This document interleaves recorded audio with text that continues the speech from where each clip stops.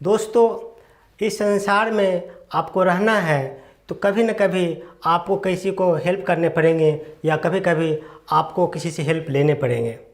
इस संसार में दो टाइप के लोग होते हैं। एक तो ऐसे लोग होते हैं जब किसी से आप हेल्प की गुजारिश करो, हेल्प मांगो, तो वो अपने छल कपट और अपने स्वार्थ की पूर्ति के लिए हेल्प करने के बदले में वो आपसे कुछ पैसे आपसे वो लेंगे।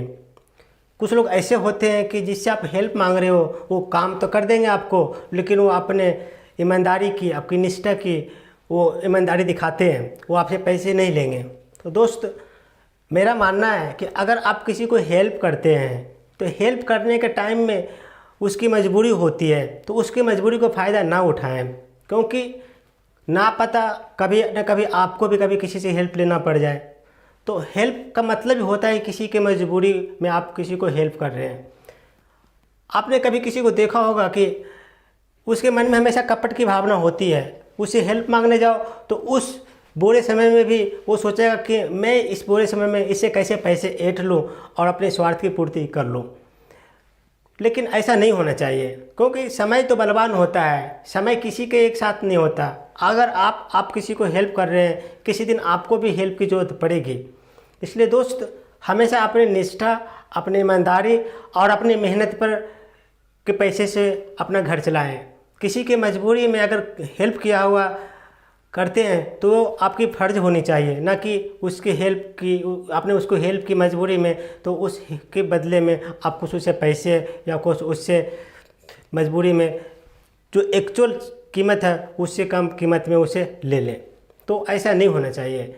हेलो दोस्तों, मैं हूँ Vijay Kumar, admin and founder of w3web.net। तो आइए आज हेल्प किए हुए समय को कैसे किसी को शुक्रगुजार होना चाहिए, या हेल्प के टाइम में कब किसी को आपसे हेल्प मांगता है या आप किसी को हेल्प करते हैं तो हाँ, अपने जो डेली का रूटीन है, अपने मन मस्तिष्क और जो अपने सम्मान होता है वो कैसे मेंटेन करें।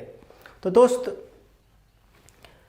समस्या आती है हर किसी के पास। कोई ऐसा इंसान नहीं हो जो अभी तक किसी से कोई हेल्प नहीं लिया हो, या कोई ऐसा इंसान नहीं हो जो कि कभी न कभी किसी न किसी समय में किसी को हेल्प किया हो। तो ये हमारा जीवन का एक सिलसिला है, हेल्प लेना, किसी को हेल्प देना। अगर आप किसी को हेल्प करते हैं तो ये आपको सौभाग्यशाली अपने आप को समझना चाहिए, क्योंकि किसी को बुरे वक्त में अगर आपने किसी को हेल्प किया है तो आप अपने आप को एक भाग्यशाली मानिए, क्योंकि ये बहुत ही पुण्य का काम होता है। लेकिन कुछ लोग ऐसे होते हैं कि आपके उस बुरे वक्त में हेल्प करेंगे, लेकिन अपने मन में कोई छल की भावना रखेंगे। वो चाहेंगे कि इसके मजबूरी का कोई फ़ायदा उठाएं और उसके महंगी चीज़ को सस्ते में ले लें। तो ऐसे नहीं होने चाहिए, क्योंकि आप हमारे साथ और इंसानों के साथ आप ऐसी धोखाधड़ी कर सकते हैं, लेकिन जो ऊपर वाला भगवान बैठा हुआ है उसके लिए सब बराबर है। वो आपकी छल कपट और जो गंदे भावनाएं से आप किसी को मदद कर रहे हैं वो देख रहा है और उसका फल आपको एक दिन भुगतना पड़ेगा। तो बात होती है कि हमें मदद करें तो हमारे विचार कैसी होनी चाहिए। आइए एक छोटी सी कहानी से समझाने की कोशिश करते हैं। दोस्तों, एक समय की बात है, एक शहर का बहुत बड़ा बिजनेसमैन एक सिटी से दूसरे सिटी जा रहे थे। एक शहर से दूसरे शहर जाने के रास्ते में कुछ जंगल सा रास्ता पड़ता था। तो उनके पास एक बहुत महंगी गाड़ी थी, लंबी गाड़ी थी। उस गाड़ी को खुद ड्राइव करके एक सिटी से दूसरे सिटी जा रहे थे। शाम के वक्त था, अंधेरा होने वाला था। जंगल के रास्ते से वो गुजरते हुए जा रहे थे। अचानक क्या होता है कि उनकी गाड़ी की एक टायर पंचर हो जाती है। जब टायर पंचर हो जाती है तो गाड़ी को रोड की साइड में खड़ा कर देते हैं, क्योंकि वो बहुत बड़ा बिजनेसमैन थे। कभी आज तक वो कभी टायर पंचर को अपने हाथों से कहीं किया नहीं था, इसलिए उनकी वो इतनी नॉलेज नहीं थी कि अपने गाड़ी की टायर को सही कर सके। तो वो किसी दूसरे को उस समय उनको किसी दूसरे की हेल्प की ज़रूरत थी। तो रोड पर खड़े हो जाते हैं और किसी दूसरे गाड़ी के इंतज़ार करने लगते हैं कि अगर कोई गाड़ी वाला आता है उसको मैं हाथ दूंगा और उससे मैं हेल्प की गुजारिश करूंगा। तो उसी समय कुछ देर के बाद एक जो किसान होता है वो अपने गाड़ी के जो डाले होते हैं उसमें बहुत सारे सब्जी भरकर कहीं ले जाया हो तो कर रहा था। तो उस बिजनेसमैन जो थे वो हाथ देते हैं और जो किसान होता है वो अपनी गाड़ी को रोकता है। जब किसान गाड़ी से बाहर आता है तो जो बिजनेसमैन होते हैं उसको वो विनम्रतापूर्वक रिक्वेस्ट करते हैं कि मेरी गाड़ी की जो पहिया है वो पंचर हो गया है, कृपया करके हमें इसको सही से लगाने में हेल्प करें। क्योंकि रात होने वाली थी, शाम के वक्त था, चारों ओर अंधेरा छाया हुआ था और आसपास में जंगल भी था। तो किसान उस बिजनेसमैन को हेल्प करने को तैयार हो जाता है, उसके पुराने पहिए को निकाल देता है और जो पंचर हुआ वाला पहिया था उसको निकाल देता है और उसके पास जो एडिशनल पहिया रखा हुआ था गाड़ी में उस पहिए को लगा देता है। लगाने के बाद सब फिट फाट हो जाता है। तो जो ये बिजनेसमैन थे उनको चेहरे पर बहुत प्रसन्नता होती है और वो बहुत रिलैक्स फील करते हैं। वो अपने पर्स से कुछ पैसे निकाल कर उस किसान को देने लगते हैं। किसान उस पैसे को लेने से मना कर देता है, बोलता है कि सेठ जी, इस मजबूरी के हालातों में आपने मुझे जो हेल्प करने का जो अवसर दिया है ये बहुत ही हमारे लिए बहुत ही अच्छा है। हमारे ऊपर एक बहुत भगवान की उम्मीद था कि चलो मैंने किसी के काम को, किसी की हेल्प के टाइम में मैंने अपना फ़र्ज़ अदा किया है, इसलिए ये मेरा फ़र्ज़ था आपको हेल्प करना। मैं हेल्प के पैसे नहीं लेता, मैं पैसा सिर्फ अपने मेहनत मजदूरी और अपने हक़ की लेता हूँ। हेल्प किए हुए को मैं पैसे लेकर अपने आप को शर्मिंदा महसूस नहीं करना चाहता हूँ। इसलिए आपकी ज़रूरत थी, आपने मेरे से हेल्प मांगा और मैंने अपनी फ़र्ज़ अदा किया है। हेल्प किए हुए को मैं पैसे नहीं लेता हूँ, इसलिए आप अपने पैसा अपने पास रख लीजिए। और वो किसान जो सब्ज़ी लेकर जा रहा था, वो किसान अपने गाड़ी में बैठ जाता है और सेठ जी से, जो बिजनेसमैन था, उससे पैसे नहीं लेता और चला जाता है। बोलता है कि मैं हेल्प किए हुए के पैसा नहीं लेता, मैं सिर्फ पैसा अपने ईमानदारी और अपने हक़ के लेता हूँ।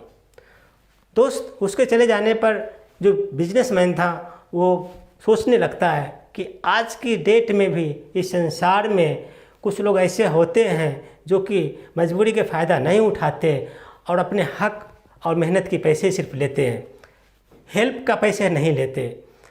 तो उसको मन में मन बहुत शुक्रिया अदा किया और गाड़ी में बैठते हैं और फिर अपने रास्ते पर चल जाते हैं।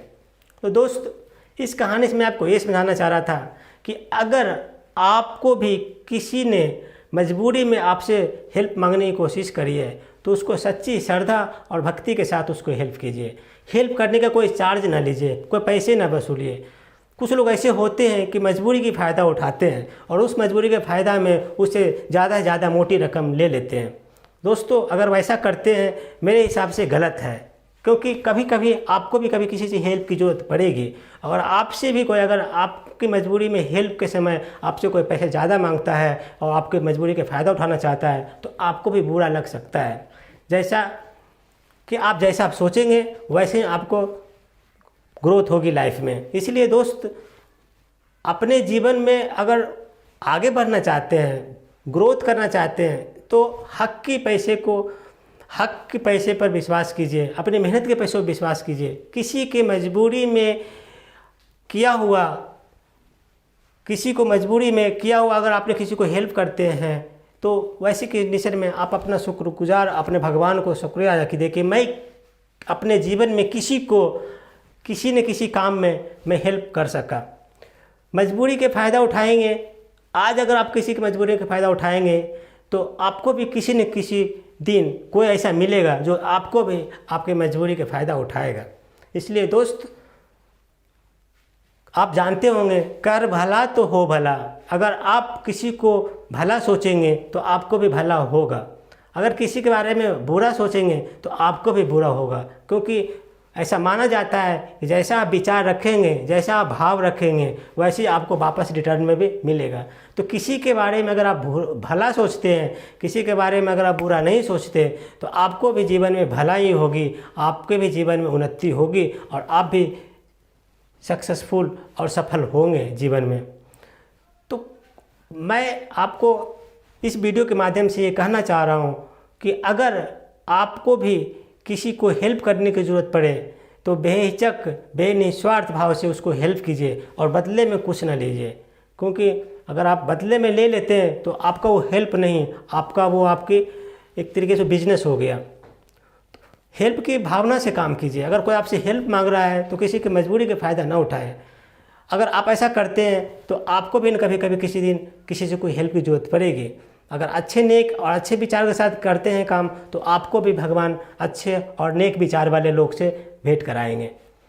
तो दोस्तों, हेल्प करते जाइए और हेल्प लेते जाइए, ये दोनों का कॉम्बिनेशन है अपने लाइफ में।